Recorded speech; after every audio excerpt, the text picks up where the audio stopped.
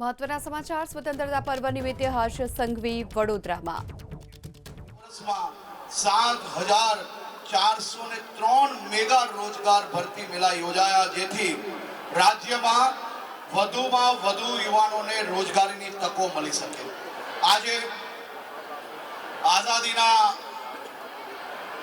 આ 80મા મહાપર્વ નિમિત્તે હું મારા સૌ યુવાન મિત્રોને વિનંતી કરવા માંગુ છું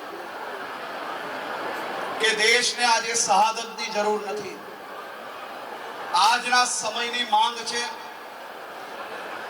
કે આપણે સૌ સાથે મળીને કોઈ भी પ્રકારની જાતિ પાતિ નહીં, કોઈ भी પ્રકારના વાદ વિવાદો નહીં, ફક્ત ગુજરાતી તરીકે ભારતીય તરીકે આપણે સૌ સાથે મળીને આપણા ગામની, જિલ્લાની, શહેરની, રાજ્યની, દેશની પ્રગતિમાં આપણે સૌ લોકો સહયોગી થઈએ।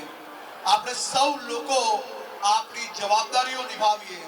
આપણે સૌ લોકો આપણા રાજ્યને સ્વચ્છ રાખવા માટે આપણે સૌ લોકો સહભાગી થઈએ। આપણે સ્કૂલ કોલેજોમાં ભણતર લઈએ છીએ, ડિગ્રીઓ પ્રાપ્ત કરીએ છીએ, પરંતુ જો આપણે સૌ લોકો સ્વચ્છતા કર્મચારીઓનું કામ ઓછું ના કરી શકીએ, સ્વચ્છતા કર્મચારીઓને મદદ ના કરી શકીએ, સ્વચ્છતા કર્મચારીઓનું જો કામ વધારીએ તો આપણી એ ડિગ્રી કોઈ કામની નથી।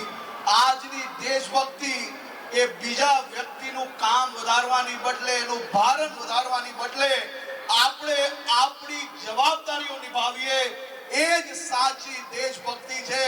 રોડ રસ્તાને સાફ રાખીએ, આપણી પોતાની જવાબદારી નિભાવીએ, આપણા રાજ્યને આ દેશનું સૌથી સ્વચ્છ રાજ્ય બનાવીએ, તેવી જ આપ સૌને હું શુભકામનાઓ આપું છું। મારા યુવાન સાથીઓ, તમે જ્યાં બેઠા છે, તિરંગો જોરથી આપણે સૌ લોકો હવામાં લહેરાવીએ, ગગનચુંબી તિરંગાને ઉપર લહેરાવીએ અને એક સંકલ્પ લઈએ કે હું કોઈ भी પ્રકારના વ્યસનમાં, હું કોઈ भी પ્રકારના વ્યસનની ફેશનમાં ક્યારેય નહીં ફસાઈશ।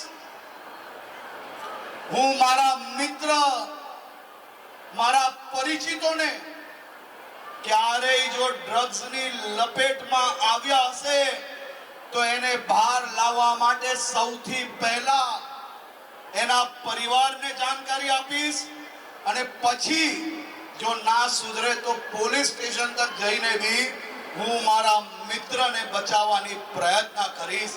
એ સંકલ્પ આજે આપણે સૌ લોકોએ લેવાનું છે। પ્રધાનમંત્રી શ્રી નરેન્દ્રભાઈ મોદીએ દેશભરના યુવાનોને આહ્વાન કર્યું છે, દેશભરના રાજ્યોને ડ્રગ્સ વિરોધી આ લડાઈમાં મજબૂતાઈથી કામગીરી કરીને